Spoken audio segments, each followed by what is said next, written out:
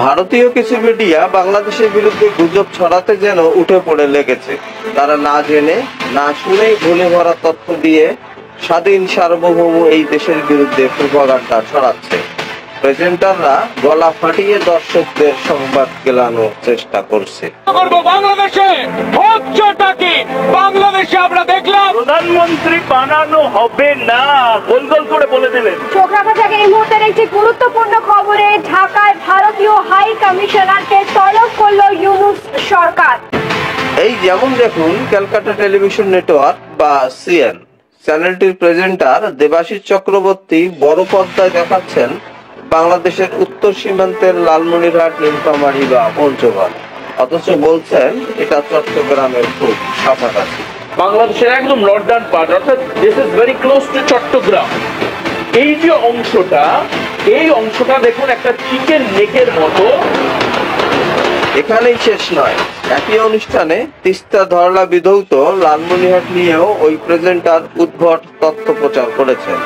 তিনি রীতিমতো পাহাড় আর জঙ্গলই আবিষ্কার করে ফেলেছেন সমতলের এই জেলায়। এই লালমনিরহাট বলে একটি জায়গা আছে। এই লালমনিরহাট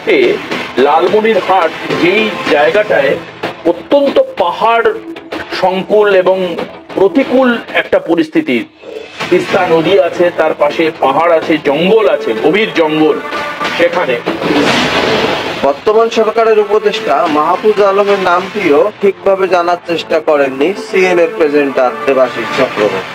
তার থেকেও গুরুত্বপূর্ণ আরেকজনের নাম উঠে আসছে, তার নাম হচ্ছে মেহবুব আলম।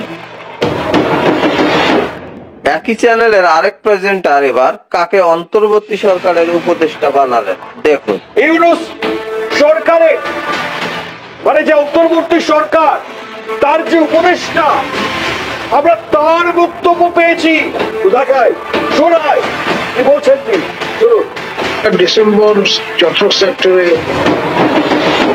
ভারতীয় মিডিয়ায় বাংলাদেশ পরিস্থিতি নিয়ে অপপ্রচার চালিয়ে দেশটির জনগণকে ছাপানোর চেষ্টা করা হচ্ছে বলে অভিযোগ করেছেন প্রধান উপদেষ্টা প্রেস সচিব শফিকুল আলম।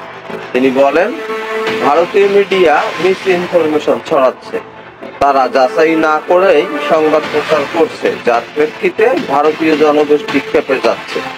ভারতীয় মিডিয়া আমাদের জাতিকে কাঠগড়ায় দাঁড় করানোর চেষ্টা করছে। বিশ্ব অর্থনৈতিক ফোরাম WEF এর গ্লোবাল রিস্ক 2024 শীর্ষক এক প্রতিবেদনে মিথ্যা তথ্য ও ভুয়া তথ্য ছড়ানোর ঝুঁকির দিক থেকে ভারত শীর্ষে রয়েছে বলে বলা হয়েছে। বিশ্লেষকদের মতে দেশটির ক্ষেত্রে এটি অন্যান্য বড় ঝুঁকি যেমন সংক্রামক রোগ, অবৈধ অর্থনৈতিক কার্যক্রমের তুলনায় সবচেয়ে বড় ঝুঁকি হিসেবে চিহ্নিত হয়েছে।